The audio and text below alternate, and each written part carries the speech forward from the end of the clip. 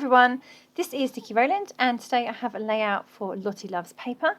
I'm using the Bungalow Lane collection by Paige Evans. It's really pretty and beautiful, full of warm tones that I just love. So I'm going for circles today. So I have chosen to use this heart paper as my background.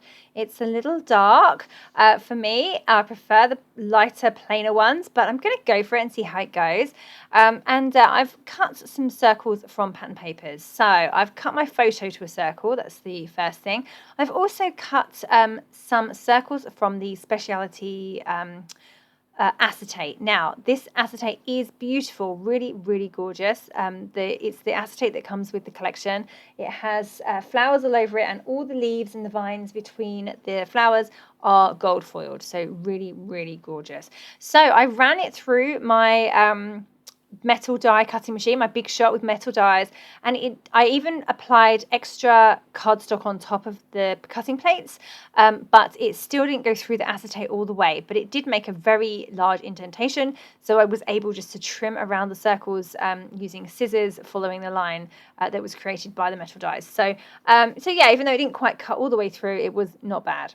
I've cut some a couple of circles from one paper, and I've also cut a number of little circles from the remaining part of the swatches paper that I used on my previous layout.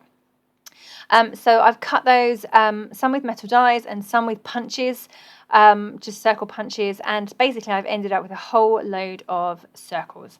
My photo that I cut into a circle, I've since put a chipboard frame from the chipboard over the top of the photo and trimmed around it further, so I probably needn't have cut it to a circle in the first place, but I did think I was initially just going to have it as a circle, and then I realised that the frame would look really nice over it, so that was perfect. That's what I did with that. So now I've just got to arrange these circles all over the layout.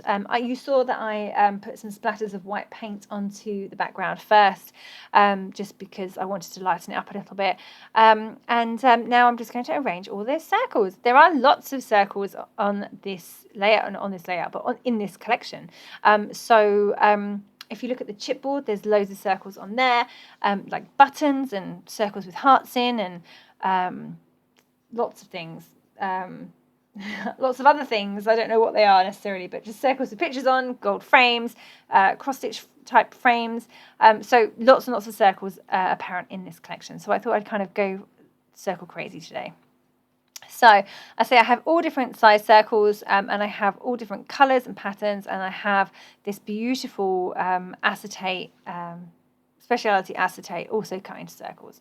So I've kind of arranged the layout on the top left side of the layout, and it's all kind of cascading down. I'm going to add a little bit of balance over on the right hand side. I'm not sure if it's going to be top or bottom. I quite like this title, Beautiful. It's in yellow by Bramblefox,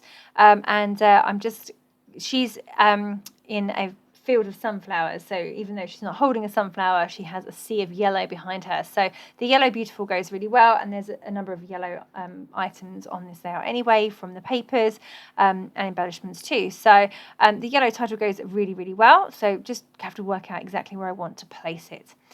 So I'm just distressing the edges of my paper because I'm thinking about whether I should have a border.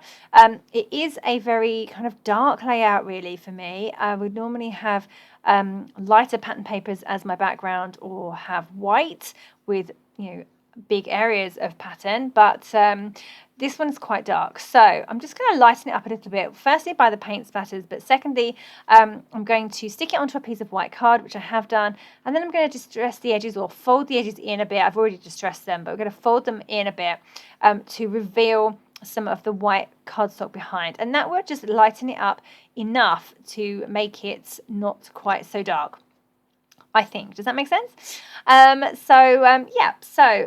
on the right hand side, just doing my little bit to balance out the layout. I think it works well at the top. I could have had it at the bottom, but because the big area clusters are at the top, I felt that it looked better at the top than at the bottom. Even though the bottom is a sensible place to put it because it's open space, I just felt that this layout is kind of a top-heavy layout, and it was nice to continue that along the top and leave the bottom area of white space open. I just felt that that was better balanced. Yeah, just creating a little cluster at the top there with more circles. I have some epoxy stickers, One Fine Day. I've got some flowers. I have a circle cut from the acetate on the right over there as well. I have a butterfly, or I haven't put the butterfly in yet, but I do end up with a butterfly over there. Some stickers, chipboard stickers, they're kind of buttons from the chipboard and also from the thickers. Just pulling out as many circular elements as I can, really, and then also words. I like the words on the thickers. You know that they always have these sets of thickers now. Sometimes they're icons and sometimes they're phrases. Well, these are mostly phrases rather than icons, but there are some small hearts and circles and things on them as well.